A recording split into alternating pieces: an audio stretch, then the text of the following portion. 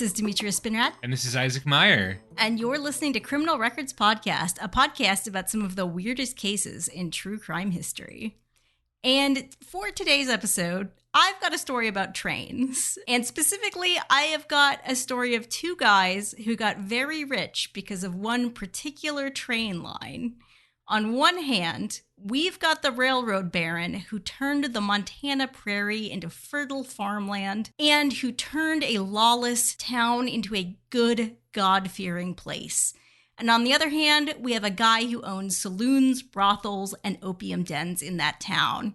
And at the end of this episode, I am going to ask you, which one of these two men did the most damage to the town of Havre, Montana?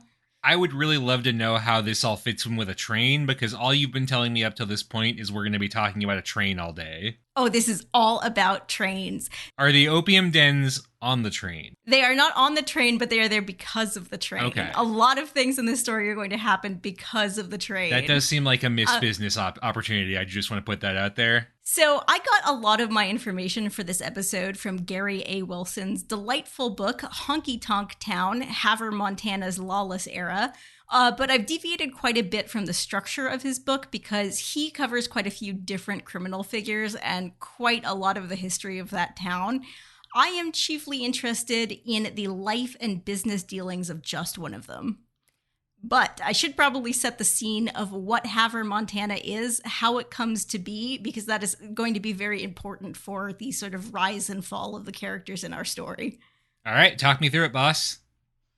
So the area that would become Havre, Montana is on the Montana prairie. So it is the part of Montana that is not the mountain part.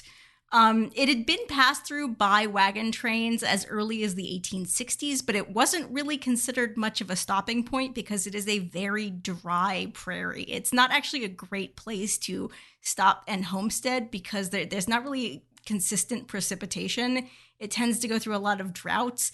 And of course, if you are going by wagon train west along that northern route, it's probably because you are going to the Pacific Northwest, which famously has plenty of rain. So the likelihood of people actually stopping and setting up shop in this area is quite low. They kind of just popped right over the mountains and went to better farmland. It really has always been flyover country, even when there was no flight. It does have a nice little river called the Milk River, and it is very close to the Canadian border, and I'm told that it's a nice little place to stop and visit today. But if you are a homesteader going out west by wagon train, doesn't really have a lot to offer compared to the nearby alternatives. So a few people actually do end up stopping, and those people are U.S. soldiers. So they're not going there by choice, they're going there because they have been sent by the Army. Because after the Great Sioux War of 1876 to 1877, the U.S. military establishes a Fort Assiniboine on the Milk River, to, as the Montana state government website diplomatically puts it, protect its interests in the area. You gotta protect the hell out of those interests. Yes, by protecting interests, of course, we mean putting down uprisings among the local indigenous tribes, many of which were being forced off of their ancestral land onto reservations. So again, groups of people who were used to operating on the prairie where you live by moving around quite a bit, being forced into small and not very desirable tracts of land that were often they were sort of moved around. So what had been their tribal land, they get moved sort of slightly off the edge of it. So just a really bad situation for them. Not really surprising at all that they were resisting that, especially because when they did try to sign treaties with the U.S. government, oftentimes they got really bad deals if those treaties were honored at all. Yeah, I can see why you'd be a little miffed at that. Turns out, U.S. government, not great at honoring its treaties with indigenous people. Who knew? Not great at all, and very aware of the fact that there are a lot of angry people on this land. So Fort Assiniboine actually becomes one of the biggest military installations in the West. A lot of soldiers get stationed at the fort, and of course, where you get large groups of bored men with money to burn, you get traders. That trade leads to the growth of a town that originally is called Bullhook Bottoms. It is renamed Havre after, there are two versions of the story. So depending on which version of the story you want to go with, it's named after Le Havre in France, the harbor, which is it's not really near any harbors, but it happens to be near an area of French-speaking people, and some of the founders of the town originally come from France. Or if you want to go with the more fun story, it gets named that because two men were fighting over a woman to determine who should have her. Well, I mean, honestly, one of those sounds more like Montana to me, but I guess I don't know. So for a while, the town remains pretty small, mostly soldiers and people trading things, specifically a lot of alcohol to those soldiers. But in 1890, the very things that make Havre a poor place to homestead, the fact that it's flat, it's dry, and it is between much more interesting places people could be instead, make it the perfect place to build a train. That's right. There's going to be a train station that stops right in Havre, Montana, on the way from the east, going all the way out to end in Seattle, the up-and-coming town of Seattle. Yeah, I don't see Seattle really going anywhere. I think Tacoma is really the future. People used to think that. People were very wrong. So the Great Northern Railway Company, under the leadership of a man named James J. Hill, has a grand vision for this new rail line. So James J. Hill already has lines running west from St. Paul, Minnesota, so he wants to extend that line all the way west. So he wants a cross-country line that is going to be able to ship stuff all the way from Seattle, all the way back east, take advantage of a lot of those natural resources that Seattle has to offer. And side note for folks who might be interested in the greater Criminal Records cinematic universe, this is not even the first time we have mentioned this particular rail line, because a different stop along this rail line, the short-lived Tunnel City in the Cascades, was actually where we get our first press mention of our young Harry Allen. So this rail line is coming through, a lot of transient workers are coming through, and a lot of disorder tends to accompany the building of rail lines, where you have a lot of transient workers who are far from their families, tend to be pretty desperate men who can't get better jobs close to home, and of course are just kind of being given money to spend as they so choose every payday. And they spend it, of course, on charity and good works for their fellow humans. They do spend a lot of it on some lovely ladies, which we will get to. How charitable. But even by the standards of rail stops on the frontier, Havre is rough. So rough, in fact, that when the line is being built, James J. Hill complains, "Havre is so tough that I can't get good men to live here. They won't move their families into such an environment. Most of the unattached men I send there go wrong so quickly that they become liabilities instead of assets to us." I, for one, am shocked that a place where the primary selling point is it's cheap to build a railroad through and it's in between two places that are more exciting is having a hard time attracting inhabitants. It's cheap to build a railroad through. All of your neighbors are either soldiers or cattle ranchers. So again, a bunch of young men without a lot of better options and a lot of interest in drinking alcohol and starting fights. So is it true that Havre is uniquely rough as a town? It certainly does have a lot of saloons and sex workers, but none of those things should have made a town unusually rough in Montana. Those are pretty standard for a frontier town, and like a lot of other states, Montana actually didn't crack down on disorderly houses until a hardline attorney general came to power. Those working women were very good taxpayers. They were not the primary cause of disorder in Havre. It may be the case that the problem is that there's actually too much money flowing into Havre. One visitor claimed in 1845 that he saw massive amounts of cash being flashed around by gamblers. The same visitor also claimed that he went to a bar called the Bucket of Blood and saw 10 fights at the market in the same night. I get the impression he might have been looking for some trouble. But it is true that trains bring with them in this era not just people who are working on the rail lines, but they bring people in from out of town who have a lot of money to spend. And of course, this is a period where, in addition to all the homesteading going on, there is also some gold rushes going on up north of Seattle, and those people are coming back along this rail line on the way home if they're going back east. So a lot of salty old prospectors joining this crowd as well. Maybe the problem is just the mix of people in this area that makes Havre such a uniquely rough town, if it was uniquely rough. You've got soldiers, you've got cowboys, you've got coal miners, you've got railway workers. Some of those soldiers actually, this is one of the forts that is taking soldiers from black regiments as well. So the soldiers are also adding an element of potential racial tension that could be starting some fights here. So things are getting pretty rowdy. There's just a lot of elements of young men with a lot of money by their own standards, drinking a lot with a lot of opportunities to get into fights with each other. Sounds like a fun weekend. Yeah, honestly, some of the accounts of crime and disorder in Havre, like cowboys just going around shooting guns in the air for fun, guys just getting into fights in vacant lots. It really was pretty rowdy. And into this scene steps a man named Christopher W. Young, who is known by the nickname Shorty because he is only 5'2". Shorty was born in 1872 in Buffalo, New York, to immigrant parents. His family were reasonably well off. His father was a doctor who had trained in Scotland, but for some reason, Shorty was sent to stay with a friend of the family in Canada. That friend owned a racetrack, and Shorty learned to ride as a jockey there before returning to ride at the Curtis Stables in New York. For 5 years, it seemed like he had found his calling.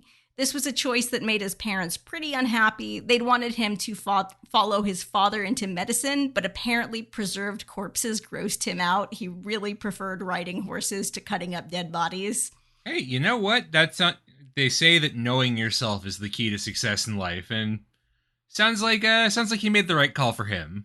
But it turns out in the end, being a jockey was not Shorty's true calling. He leaves New York in his early 20s under possibly shady circumstances. He might have gotten involved in fixing some races and maybe gotten on the wrong side of some folks who don't take kindly to races being fixed, so he had to get out of town real fast. He heads to Minnesota and then North Dakota looking for a place to make his fortune. He gets familiar with working in the gambling scene in Duluth and then in Fargo, but North Dakota passes a prohibition law that makes the local nightlife a bit less fun and a lot less lucrative, so he has to keep moving. He keeps going west on the Great Northern Railway, and he ends up in Havre in 1895. And there he starts operating as a roulette wheel operator at hotels near the train depot. So gambling is technically illegal in Montana at this time because the ban against gambling had actually been written into the first state constitution.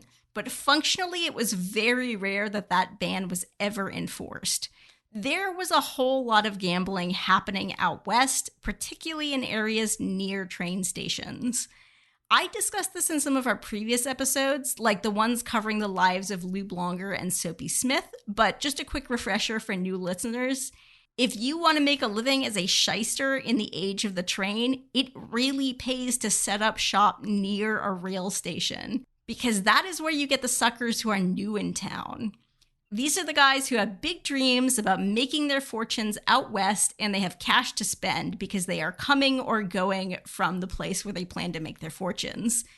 And most importantly, guys who are just coming in from out of town are unlikely to have influence with the local authorities. So you, as the person who is running the gambling establishment, could very well have a much better relationship with the police than the people that you are scamming. And if you're in a more honest line of work, like running a brothel, for instance, rail stations bring in a whole lot of single men and also a whole lot of married men who are far away from their wives.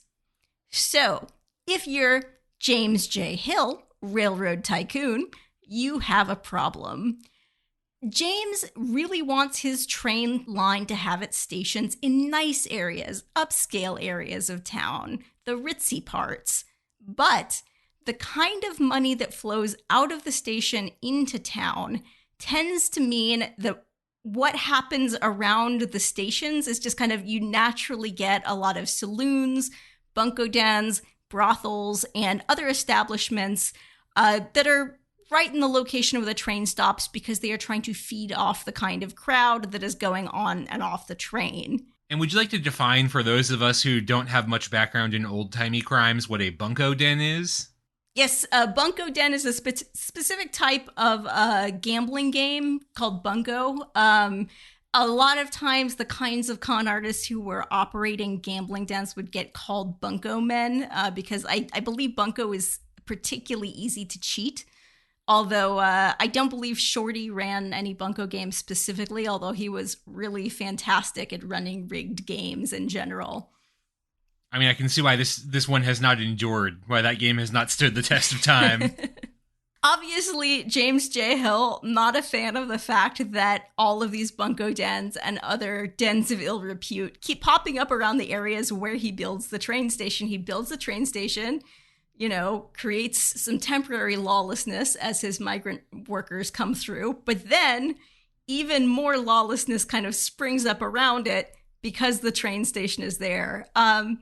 So Hill is a guy with a particular kind of moral code.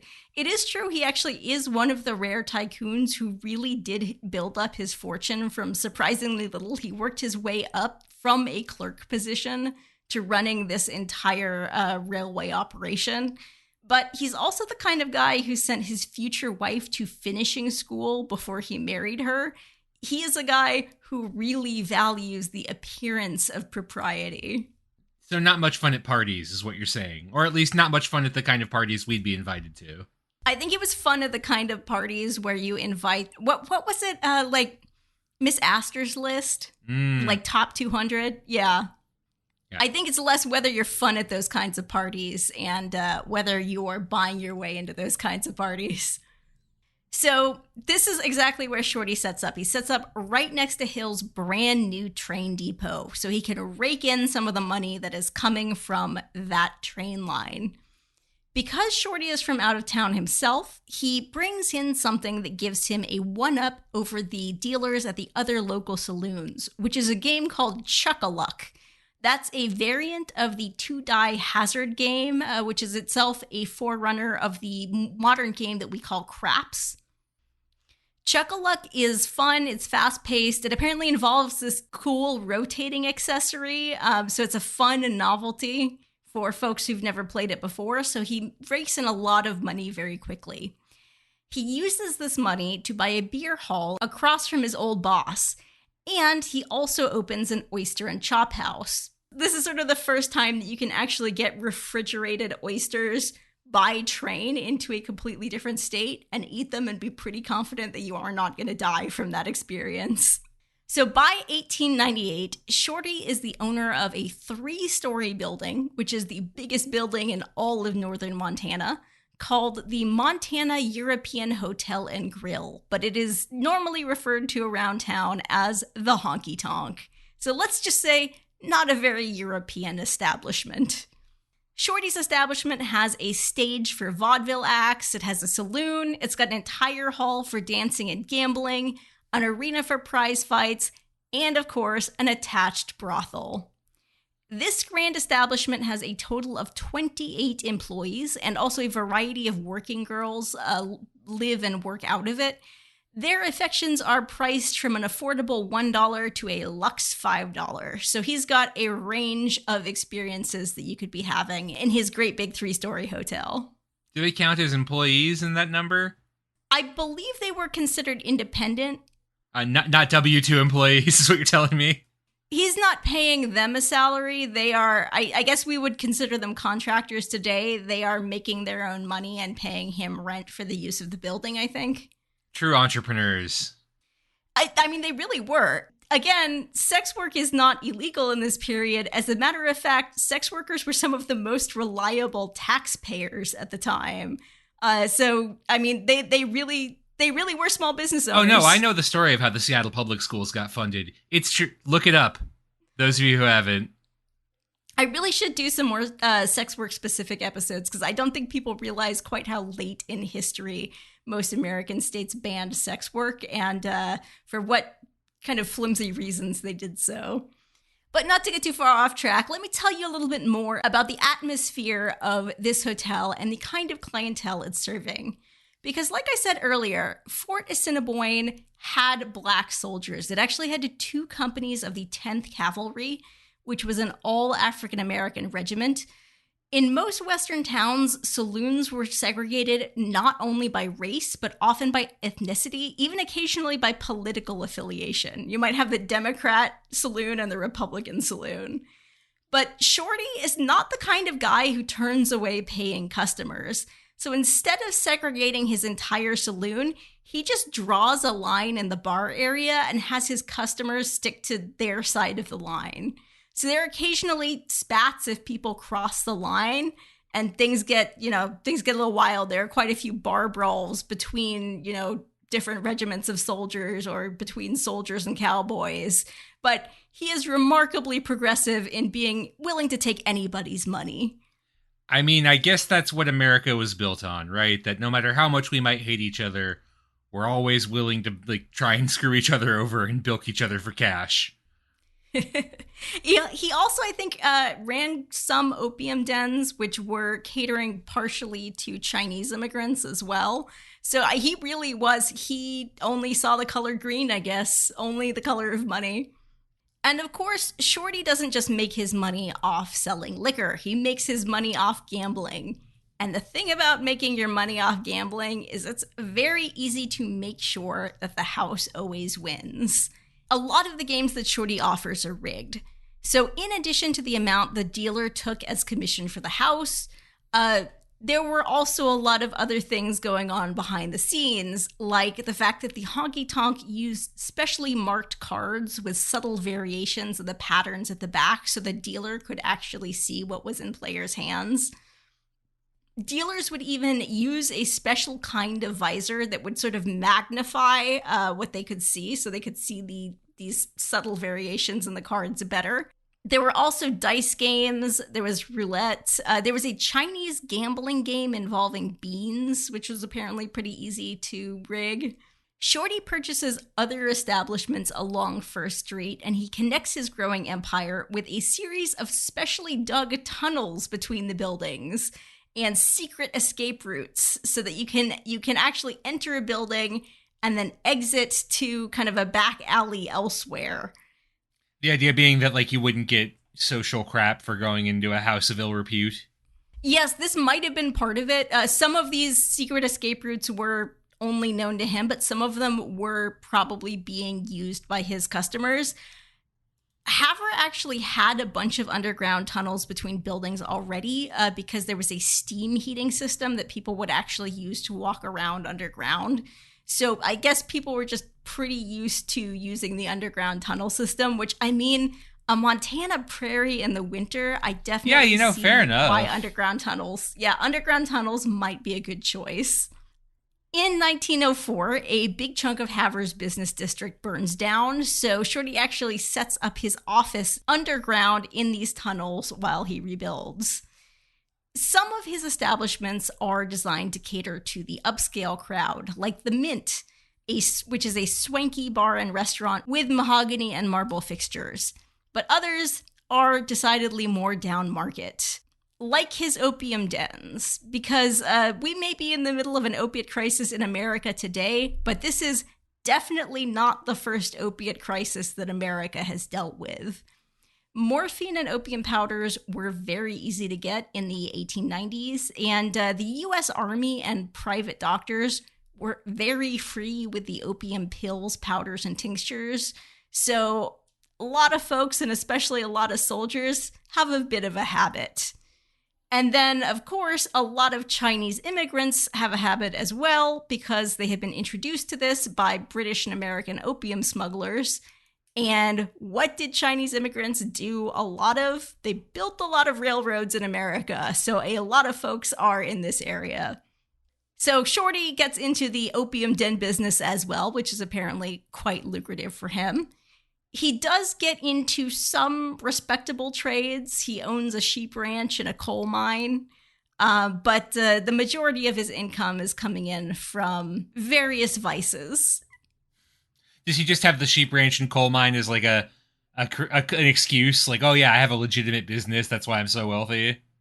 I mean, not really. I think he'd just like to diversify his investments. Oh, you know what? Remember at this time, at this time, all of these businesses are legitimate. Gambling is technically illegal, but practically, for all practical purposes, is legitimate. Shorty is not, apart from gambling, not breaking any laws. So just a sound business strategy in terms of diversifying. Yeah. However, as you might have noticed, this is a true crime podcast. And I'm going to have to start talking about some crimes to justify this continuing to be a true crime podcast. So, remember James J. Hill, the railroad tycoon? I do. Even though he was instrumental in getting this rail line built in Havre and turning it into a much larger town, he was deeply unpleased by all of the vice in this town, which, again, he did kind of contribute to by building the rail line in the first place. As early as 1899, he starts threatening the town officials that he's going to move his railroad complex if they don't crack down on the local unsavory element.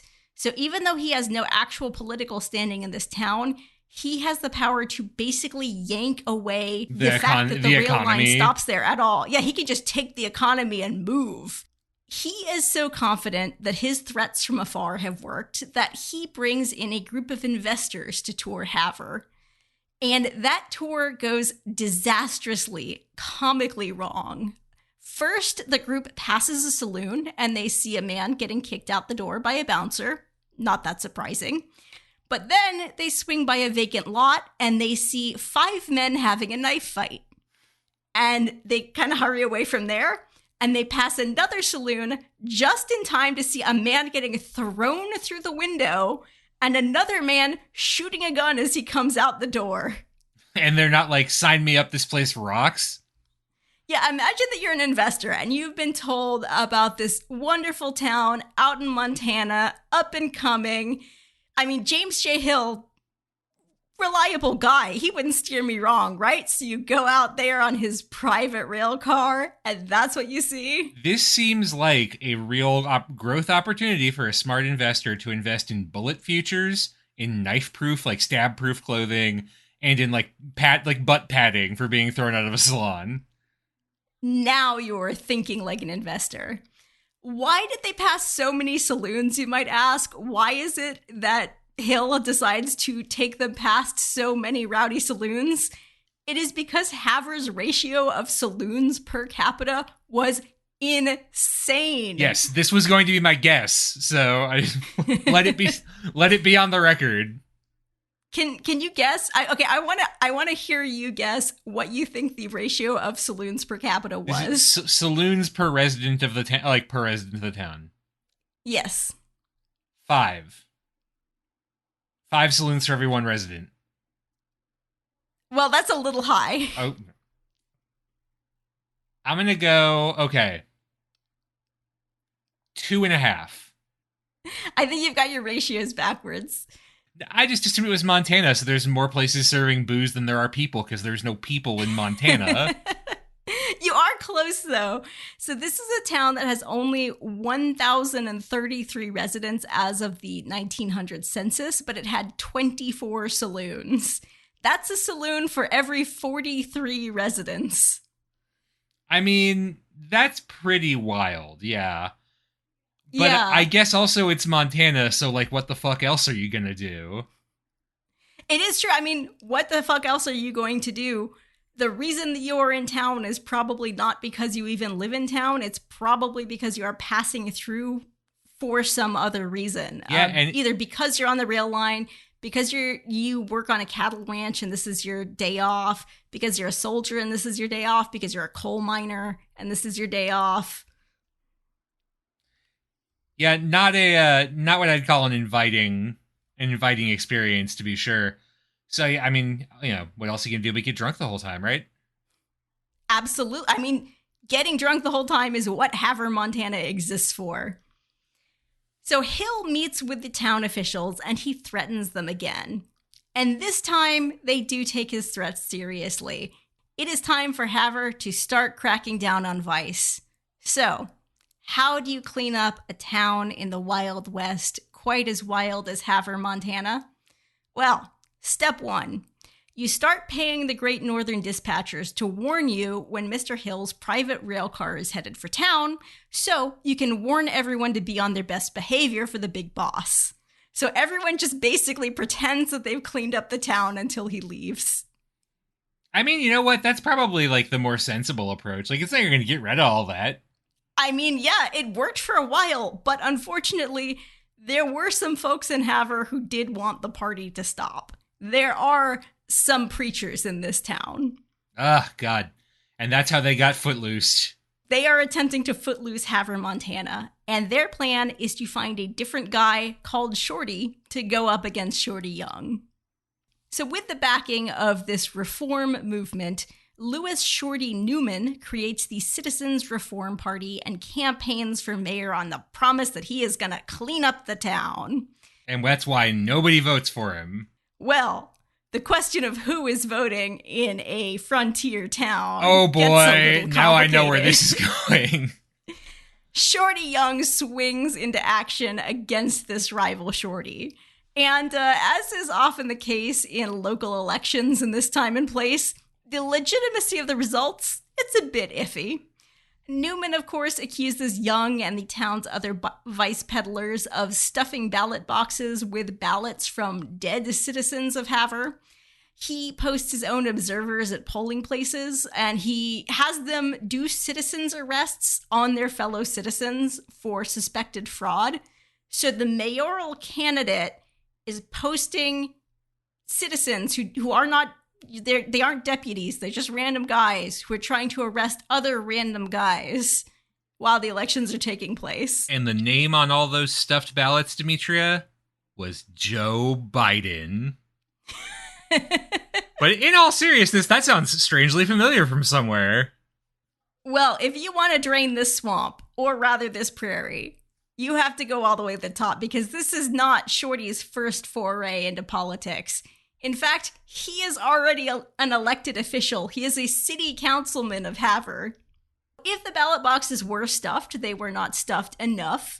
Newman does win the election, and he makes it his mission to clean up town for real this time, not just as a show for Hill. But, of course, he does have to deal with the fact that one of his council members is Shorty Young. And just for a quick point of order, just to make sure I'm clear on this, the guy who had, I don't want to sound judgmental here, but thugs outside of polling places to arrest people that they just kind of assumed were trying to rig the election, then won the election? Yes. I, for one, am shocked that could happen. Well, let's be fair here. Shorty also did have a lot of his own thugs. I mean, yes, but also, like, you know, one can see some potential issues with watching The Watchmen and all that. Was certainly an interesting application of democracy. So Newman takes office in 1904, and he, of course, immediately clears out all of Shorty's friends that he has power over. He elects a new police chief, a constable, and 2 other new officers of the law. But here's the problem. The new guys that he selects, some of them also Shorty's friends. One of those officers, Long George Francis, I have no idea why everyone is so height-focused in their nicknames. Long George Francis was not just a friend of Shorty's. He maybe had a little bit of a side business of his own, stealing horses and cattle. A cattle rustler? Yep. You can't trust those people. I mean, that's the worst crime there is in the Wild West, is what I've learned from watching a couple of Westerns. So the reason that Newman is hiring all these new cops is that what he wants them to do is crack down on saloons. And this works. In the first month in office, he manages to get 10 out of 24 saloons in town to close. And how does he do that? He has his cops beat the absolute shit out of saloon owners. You know who loves this new mayor who is so tough on vice? Hill. Mr. Hill loves this mayor so much that he gets a little corrupt. He gives him some special concessions when it comes to things like restaurants and newspapers. Newman's line of work when he's not politicking is running newspapers, so he gets some special rights to operate newspapers. But to really get rid of Vice and Haver, Newman has got to deal with his own colleague, Councilman Young. This town is not big enough for two shorties. So, his first line of attack, zoning and tax technicalities. He goes after Young because, okay, so let's get this straight. Young is a city councilman. However, he has managed to get the town to draw some lines around some of his establishments so that they are technically outside of city limits, which means that he doesn't have to pay taxes to the city that he represents and makes his money in. Well, that seems a little untoward. So Newman is attempting to get him to, pay some taxes, move that line a little bit. And then when that doesn't work, he, of course, sends the cops in to do the intimidation routine at the honky-tonk. He also orders that all sex work should now take place outside city limits, and he threatens to arrest women for prostitution, which is a blow to Young, who is running so many local brothels, and of course is a little bit legally iffy since prostitution is not yet illegal in Montana. I mean, this just sounds like it's taking away my God-given freedoms to do stupid shit with my money. Yes, indeed. And if these cases, he does actually arrest some working girls, but if these cases had gone to trial, it's likely, who knows what would have happened because this trial system was just as corrupt as everything else. Given this town's ability to enforce things like election law, which is usually pretty fundamental to a democracy, I wouldn't hold my breath. But yeah, technically speaking, those working girls, not breaking the law. Sex work, not illegal. So Young does eventually make some concessions, and he brings one of his establishments, the Montana Concert Hall, into city limits. And Newman actually does back off. He stops sending cops to the honky-tonk, and he dismisses the charges against the women that he arrested. But not long after Young saves the honky-tonk from Newman, it burns down in an accident, and his next business, a vaudeville theater, ends up being a flop. It was a little too avant-garde for the local crowd. But Young is not down for the count yet, because while Hill's been supporting this effort to clean up the town, he has also had his sights on a new kind of person who might like to take a train out west: homesteaders. I guess really running out of homes to stead if now you're looking at rural Montana. Yeah, things are changing. So let me sort of explain what Hill's plan is. Hill doesn't just want to build a rail line out west. Hill wants to build a customer base for the rail line by campaigning to have more people come out west, start prosperous farms near his lovely new stations, and then send their harvests back east by rail. So he becomes very dedicated to creating farmland wherever the train stops, even if you're in a place like Haver, which is on a very dry prairie. It has a lot of droughts. It is not good farmland, but Hill is determined to turn it into good farmland. He creates these agricultural experiment stations to basically show off what farms on the prairie can produce if you, use local rivers for irrigation.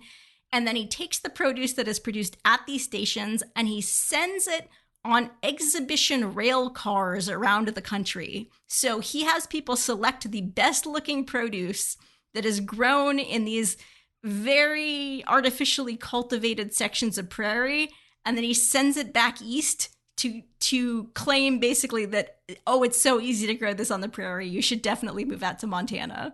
I guess that would work to get people to move to Montana, but God help them once they get.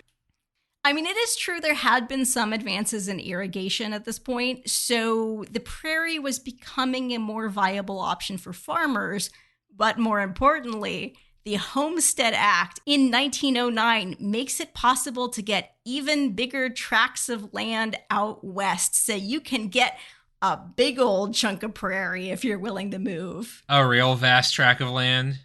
Oh, truly vast tracts of land. So all of this land that's pretty much really only good for ranching cattle, which sort of needs a lot of space for them to run free. Now it's possible to use that as farmland. So Hill's fancy vegetables work.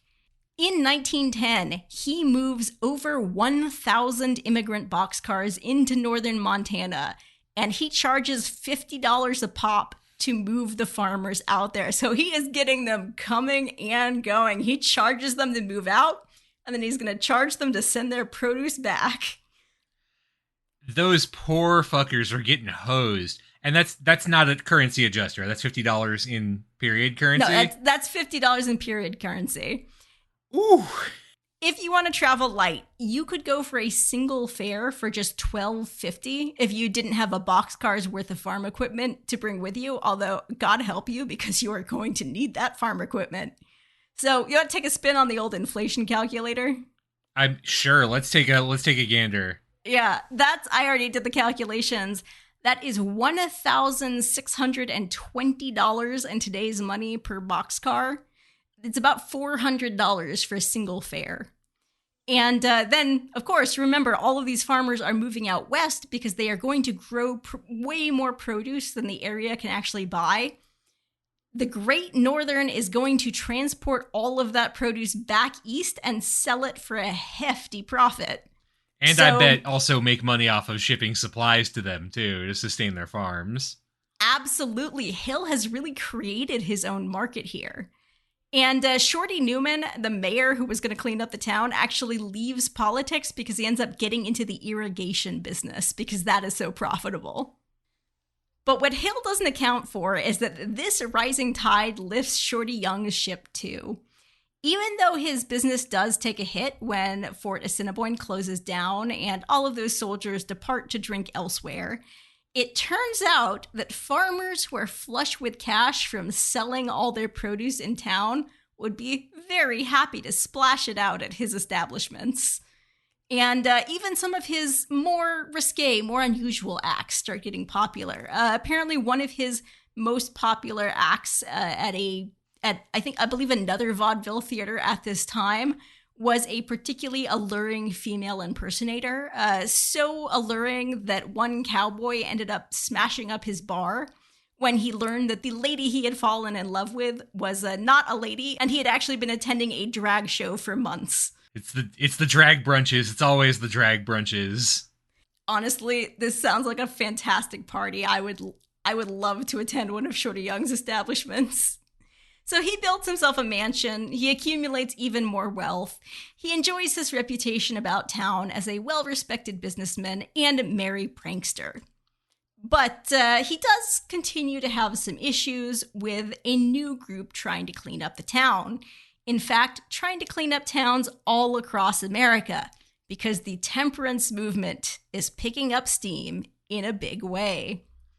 On a local level, reformers do try to target the red light district in Havre, trying to force sex workers out of town, but legal threats end with no charges filed. Again, because it's kind of hard to file charges against people who are operating totally legally. A preacher named Reverend Huston does try to drum up support for bans on vice from the pulpit, and he does find something of an audience, particularly with these new farmers who are moving into town. They're a little more settled on the land, and they're actually thinking about starting families, so they're a lot less transient than the previous population had been. A state-level prohibition amendment narrowly fails in 1914, but prohibitionists by this point have really set their sights on Montana. Hill dies in 1916, but his effect on Montana is going to continue. When prohibition is put to a statewide vote again in 1916, it passes. Ooh. And it passes in large part because Hill's efforts to move so many farmers out to Montana meant that votes by the farmers had outnumbered the booze-loving city slickers who were coming in and partying in town and living off trades related to that. Man, these aren't even the fun type of prohibition people that go smash bars up with, like, hammers and stuff. This sucks. Carrie A. Nation apparently did smash up a bar in Butte, I think. I don't think she tried it in Havre because she got beaten up real bad in Butte. Yeah, I mean, we should do a Carrie Nation episode at some point. There's a very good criminal episode about that already, so I didn't want to duplicate Oh, too okay, much, fair but enough. it is definitely worth listening to. So this law is passed. Prohibition is going ahead in Montana. And the Montana state legislature starts panicking because they are projecting massive state budget deficits following the sudden loss of revenue on liquor. Shorty and his fellow saloon owners are given 2 years to close up their businesses. And as I said at the beginning of this episode, Montana does crack down on sex work in 1917, which of course creates some complications for brothel owners, although by no means does it end the sex work trade. Victor Griggs, the county attorney, is pretty openly and unashamedly in Shorty's pocket, but he ends up on trial himself for violating a state law by allowing brothels to operate in Havre. But this trial actually does end with Griggs getting off the hook. And this happens for a very fascinating reason. You want to hear the legal argument here? Oh, I can't wait. The judge rules that it is not required by law for a county attorney to prevent crime, only to prosecute crimes that have been committed. Wait, what? So the argument is it's not his job to go shut down every brothel. Okay, fair enough. Mm-hmm. But then he still is his job to prosecute everyone who commits the crimes. Which he hasn't been doing. What? Yeah. I don't understand the law. Or maybe I do, and nobody else does. Well, basically, at this point, the entire local legal scene has been so infiltrated by supporters of Shorty Young that attempting to shut anything down through the courts is going to be completely okay, so these people just like to party. Yeah, everyone who operates in, most positions related to the law are themselves supporters of this. I thought this was an honest argument. If these people just like to party, I get it. No shade there. But the state attorney general really, really wants to shut down disorderly houses. He wants it so much that he sends in state agents from out of town, so people who do not have a connection to Shorty Young, to infiltrate the local scene. Unfortunately, some of them infiltrated a little too well. One of them gets himself arrested for gambling and unsuccessfully tries to get out of it by telling the local cops that he's actually law enforcement too and they should make him a deputy. That doesn't work out too well for him. Oh, I should try that. Just be like, I'm one of you. The same guy then immediately gets arrested again for cohabitating with a sex worker. Whoops. He was really into being undercover. He was taking it real seriously. But eventually, the state attorney general manages to bring in enough force from out of town that he does completely overwhelm the local authorities, at least to the point that he can arrest and prosecute some of the local girls and close down some of the brothels. But he can't close down the honky-tonk. There is a new threat to the party scene, however, which is a world war. We have talked in previous episodes about bootleggers bringing Canadian liquor over the border to America, but liquor smuggling did sometimes flow in the opposite direction. From the earliest days of American expansion into the West, liquor was actually banned by British law in the Northwest Territories, so it was actually smuggled north from America until liquor licenses were issued in Alberta and Saskatchewan in 1905. Wow, they made it that long without their own liquor? I does not track with most of the Canadians I've met. They were getting some liquor. They were just getting it from down south. Hey, let me say, you're welcome. And then Prohibition actually becomes a countrywide law in Canada during the First World War. And this is how they do it. They do it in a much smarter way than Montana's government, because what they say is that you can legally produce liquor in Canada, but you can't legally sell it. You can legally export it from Canadian ports to other countries. So what people could do was manufacture liquor in Canada, sell it to Americans. Americans could, for instance, set up a bar right next to the Canadian border, and Canadians could drive on down and drink it. I love legal systems. It's so simple, so straightforward. And this, of course, creates a very convenient situation for Shorty, who already happens to live very close to the Canadian border. So he sets up a new drinking establishment, the Border Saloon. Not being real subtle there, Shorty. Yeah, and I mean, it's Montana, so it's the border with Alberta. And, like, based on the Albertans specifically, I've known, that's what you call a growth industry. Yeah. He sets this up in a ranch house that is literally yards away from the border. And in addition to the dance hall and bar in this old ranch house, he has a whole warehouse full of liquor, which he claims that he is selling for medicinal purposes. Yeah, I mean, sobriety is a terrible illness. So to hide his activity from authorities, some of whom are no longer so conveniently in his pocket, he decides not to get a liquor license for this new spot. And so as authorities do successfully shut down some of his businesses in Havre, he still continues to turn a profit on the Canadian market. This border saloon actually does get raided after some complaints from local farmers, but again, when Shorty's brought to court, he turns the table on the raiding party with the help of County Attorney Griggs. He successfully argues that the law enforcement officers who entered his bar and seized his whiskey were the ones who broke the law. That argument works, and then when the special deputies who'd been tasked with guarding the confiscated booze refused to give it up, Griggs has them arrested for illegal possession of alcohol. And then he has the guy who's tried to prosecute his employees arrested, convicted, and fined $100. So the legal argument here is, yes, I had alcohol, but that's my alcohol. And when you took it, you illegally searched my premises, and now you illegally possess alcohol. And you know, they say that possession is 9/10 of the law.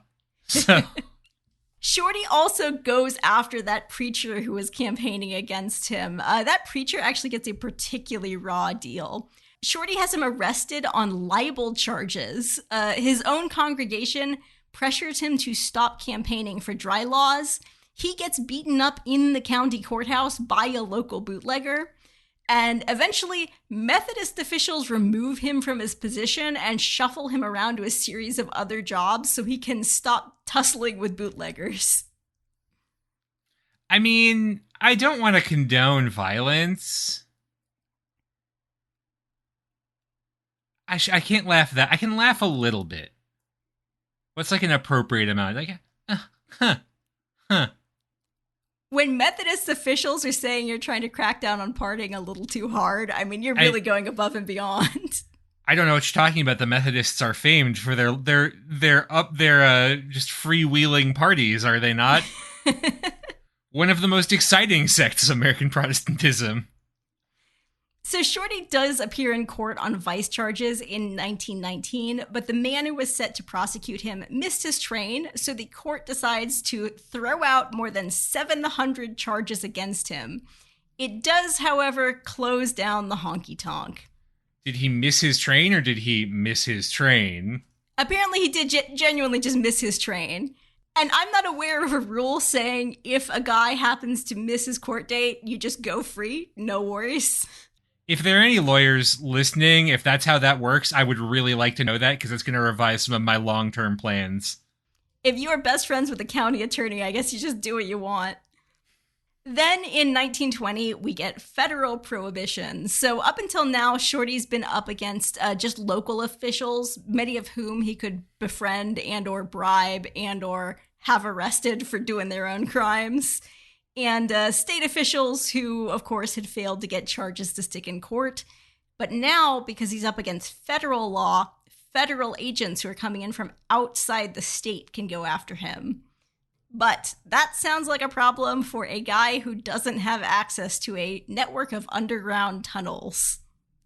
Shorty had so much booze stored in these tunnels, it actually took him quite a while to even work through his stores and realize that he had to start bootlegging. And when he did, Canada, of course, is conveniently close by, and the war's over, which means liquor's back on the menu, boys. Thank God for our neighbors to the north. Yeah, it turns out that if you were attempting to run a speakeasy, having a network of secret underground tunnels, very useful to have. Just generally, they seem quite handy. So should I tell you some of the things that these tunnels are handy for? I would love to. He sets up a system in his parlor house that allows bartenders to work behind a turnstile door. So they would just put the drink down, turn it around so that you'd never see the bartender. Your drink just appears out of the wall. And then, of course, if the place is being raided, they could hear the raid starting and escape into the tunnels before the cops even got through that turnstile door. Patrons could, if the place was being raided, throw their glasses down a pipe, which was a hole in the wall that leads down to the tunnels, so they don't get caught with drinks in hand and they can't be prosecuted for that because they've just tossed it down a hole. And of course, the honky-tonk is also outfitted with false walls, trapdoors, and hiding spots in the attic. It is very hard for agents to find all of the booze that Shorty has hidden inside it. And of course, deep in the underground tunnels, Shorty also starts a beer brewing operation. So in addition to storing Canadian liquor there, he is creating his own beer. During one raid on the honky-tonk by the feds, he used the tunnels to escape from his own bar. He pops up in a different location. He runs back over to his own bar from the outside. He starts arguing with the officers who are trying to bust the door down. When one of them breaks his nose in the altercation, he files charges against that agent, and he wins. Man, this guy is just like legally bulletproof. Yeah, by this point, the state attorney general really, really has it out for Shorty in particular. And he has it out really for the whole town of Havre at this point, because Shorty, while he is a very successful saloon owner, he's absolutely not the only game in town. While he can't prosecute Shorty's patrons for violating liquor laws because Shorty has sort of created a secret trapdoor escape system, he does manage to get them on arrests for gambling and vagrancy charges. Vagrancy charges, of course, being a famous way to prosecute people for basically whatever you feel like. And of course, he does try to nail some of them for a practice called blind pigging, which is a practice in which some bar owners would claim that patrons weren't paying for alcohol. They were paying to see a curiosity inside the bar, like a blind pig. So you'd say like, hey, you want to come see a blind pig? I got a blind pig inside. And people would come and, they'd hand over money to see this curious blind pig. I've never seen a blind pig before. And someone would just leave a drink on the table for them. Yeah. Just, oh, wow, what's this drink doing here? I mean, it's a time-honored tradition, legal plausible deniability. You gotta respect it. But you might have noticed that I haven't brought up Hill in a while. He is about to come back into this story, or rather his legacy is.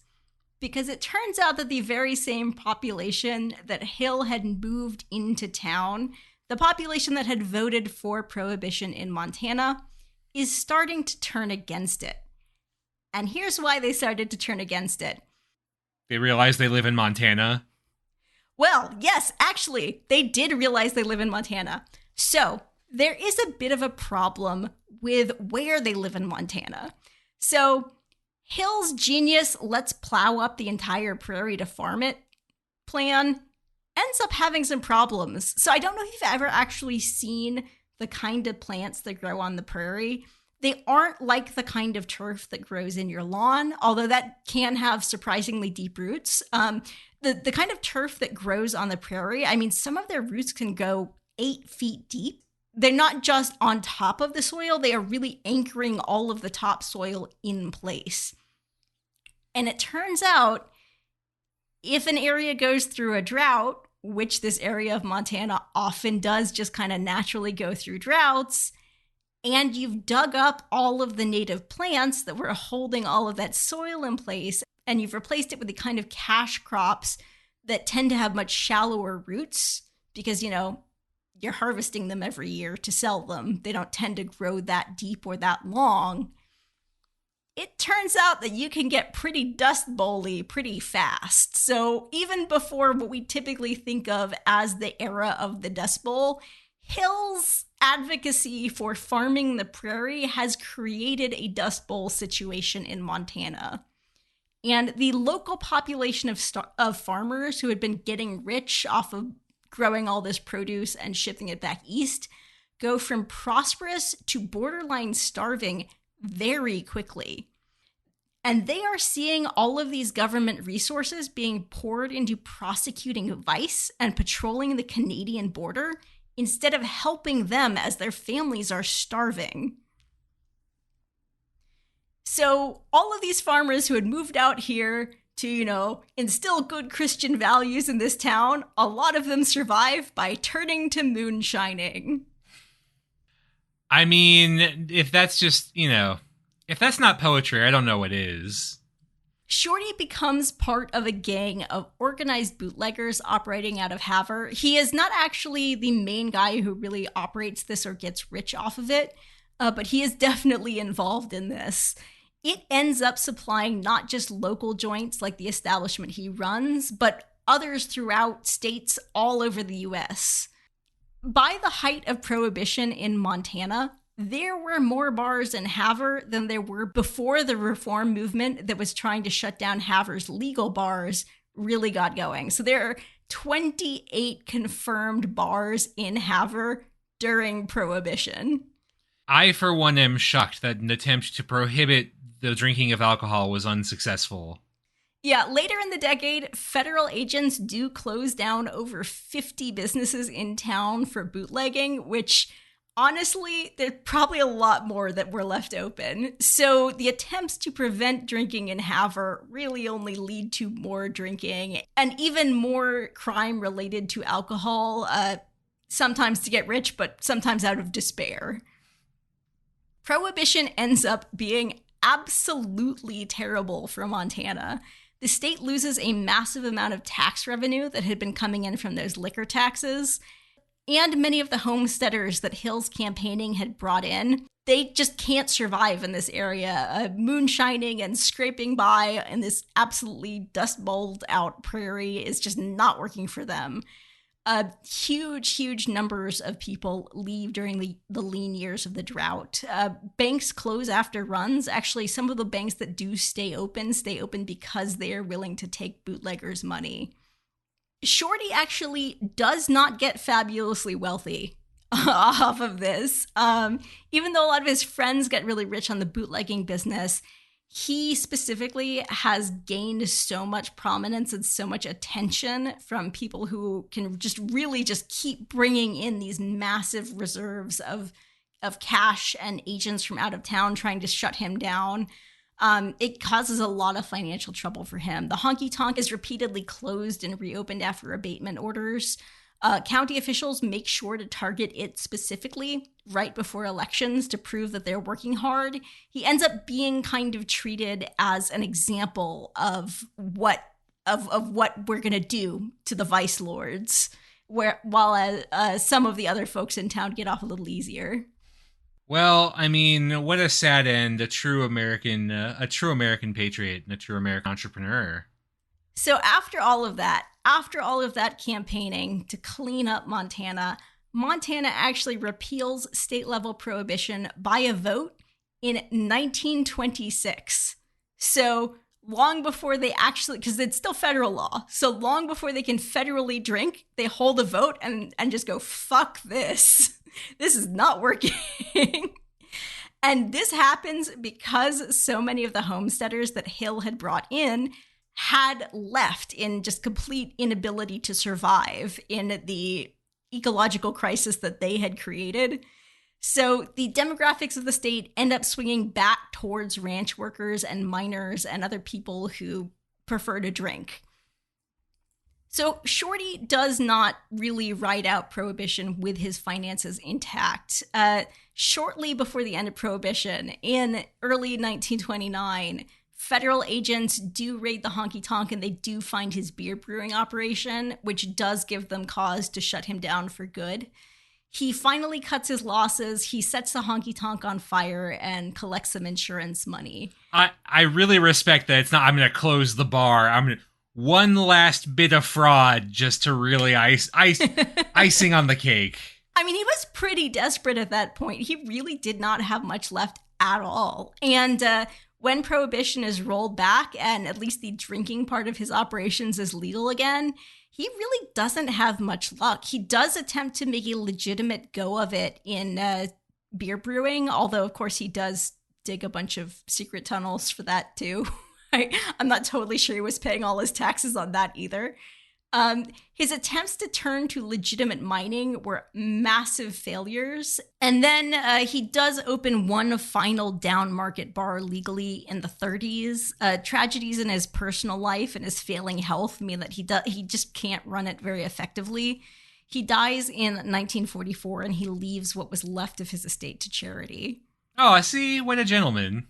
I mean, you know that I love a story where the criminal ends up looking like the good guy in all this. And I mean, Shorty, let's be clear here, he was responsible for some real corruption in politics. Yeah, but he didn't cause the environmental collapse of Montana.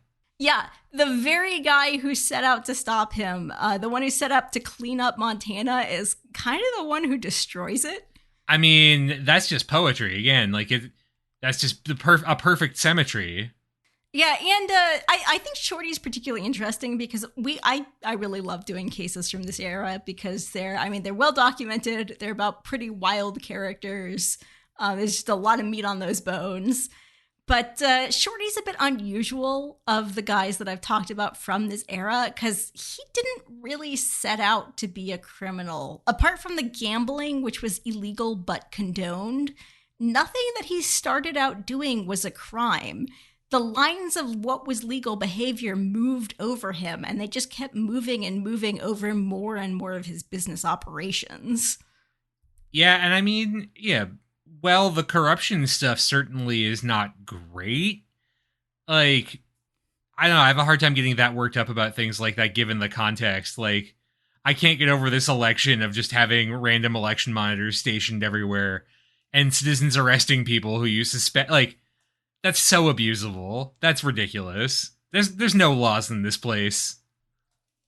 Well, okay, maybe we should do a couple of cases involving election fraud at this time so that we could, there was quite a lot of election fraud going on in this era. I mean, for some reason, I don't know why I've been getting this feeling. It might be good for people to be aware of what some of the laws are around election fraud.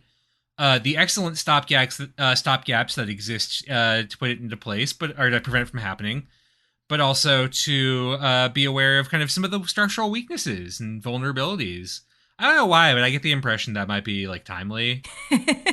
Whatever could you be saying? And speaking of conversations that are timely, I gotta ask. Do laws that are targeting vice and making America great again for the American family, the hardworking American family, do they ever work? In the sense of providing grist for the endless mill of content, yes. They are absolutely fantastic. Someone's got to do this stupid shit so we have something to cover. And really, that's the important thing here. But yeah, from the perspective of actually making life better for Americans, it really seems like all of the people who were trying to clean up the town actually just made things worse. Yeah, almost like there's some kind of like lesson you could take away from that. I will say, though, I'm very happy the Cowboys are not shooting guns around my house. Look, we're in Seattle. They wouldn't be doing that. That's like Everett stuff. We're not on the wild frontier. All right, and with that, should we say goodbye? Yeah, so if any of our beloved listeners have new ways to suggest to collapse the ecology of the state of Montana, where can they find us? You can find us on facingbackward.com. You can also find us on both Tumblr and Blue Sky. We are Facing Backward on Tumblr and on Blue Sky. And we are supported by our generous patrons. You can join them at patreon.com/facingbackward. Or if you don't want to pay money, but you still want to be informed when new things come out, you can also sign up with the free tier. And special thank yous to those patrons who signed up at our shout out tier to enable us to have these kinds of ludicrous discussions. They are Ian Leonard, Stephen Elkins, Martin Oliveira, Clark Canning, Ian Kellett, Matt Haynes, Jackie Frostocker, Monkey Sack, Alayla McCulloch, Karen Murphy, Peter Wales, Robert Prine, William Arno, Jonas Brandis, Nicholas Kroll, Jerry Spinrad, Jared Stevens, Jeffrey Dwork, Stefan Hrushka, Joshua Kane, Robbie and Kat, Jacob Key, Aaron Finkbeiner, and Anonymous Anna's Hummingbird, Mark Sai, Gil, Leslie Ikuta, Trash Taste Enjoyer, Harrison Reese, Robbie Martin McAvoy, Inoue Inrio's Ghostbusters, NihongoKaizen.com, Shimao Toshio's History of Japonesia podcast, A House is a Perfectly Cromulent Mascot, The Fish I Catch are Red Scholars compared to Samuel Alito, who is a schmuck, and Everything Changed when the Fire Nation attacked. Until next time, folks, I don't know, do crime, be fabulous.